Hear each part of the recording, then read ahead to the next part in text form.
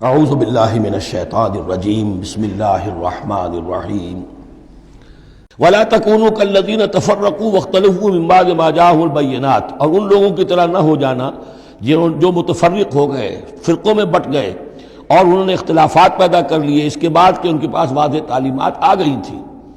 اولئک لہم عذاب عظیم، ایسے لوگوں کے لیے تو بہت بڑا عذاب ہے۔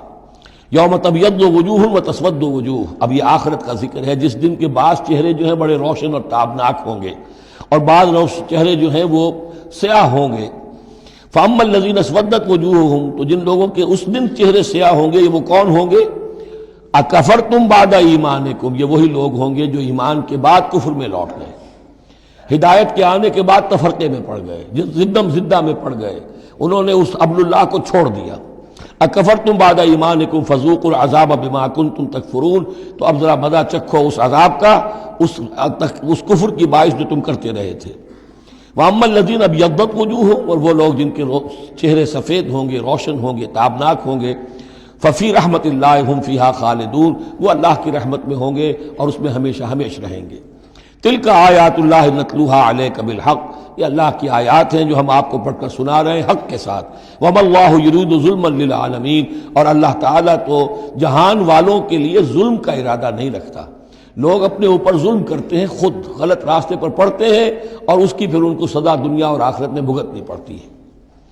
وَلِلَّهِ مَا فِي السَّمَاوَاتِ وَمَا فِي الْأَرْضِ، جیسا کہ میں نے عرض کیا اکثر اہم بحثوں کے بعد پھر یہ آیت آتی ہے اس طرح کی کہ گویا کہ یہ ایک کنکلوڈنگ ریمارک، اللہ ہی کے لیے ہے جو کچھ آسمانوں اور زمین میں ہے، وَإِلَى اللَّهِ تُرْجَعُ الْأُمُورُ، اور بالآخر سارے معاملات اللہ ہی کی طرف لوٹا دیے جائیں گے۔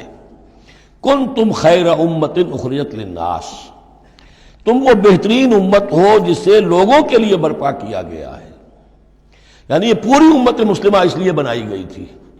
یہ دوسری بات ہے امت مسلمہ بھول جائے، جب بھول جائے تو پھر جو بھی ان میں سے جاگے وہ دوسروں کو جگا کر اس امہ ودن امہ، اس امت کے اندر اندر جماعت، پارٹی ودن پارٹی، امہ ودن امہ بنائیں اور وہ کام کریں جو اوپر ہے۔ لیکن حقیقت میں تو اس امت مسلمہ کا ایز سچ مجموعی طور پر فرض منصبی یہی ہے۔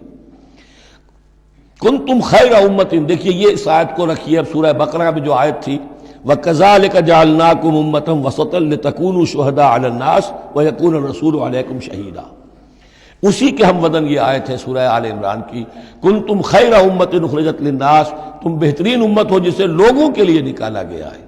دنیا کی اور قومیں اپنے لیے زندہ رہتی ہیں، اپنی ترقی، اپنی بہتری، اپنی بہبود، اپنی دنیا میں عزت، اپنے دائرے کو بڑھانا، لیکن مسلمان کو جینا ہے، ہم تو جیتے ہیں کہ دنیا میں تیرا نام رہے، کہیں ممکن ہے کہ ساقی نہ رہے، جام رہے، زیادہ سے زیادہ لوگوں کو ہدایت کی طرف بلانا، لوگوں کو جہنم کی آگ سے بچانے کی کوشش کرنا۔ تمہیں جینا ہے ان کے لیے، وہ جیتے ہیں اپنے لیے۔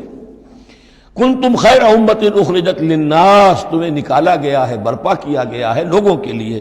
تامرون بالمعروف، تم حکم کرتے ہو نیکی کا، وتنہون عن المنکر، اور تم روکتے ہو بدی سے، وتؤمنون باللہ، اور تم ایمان رکھتے ہو اللہ پر۔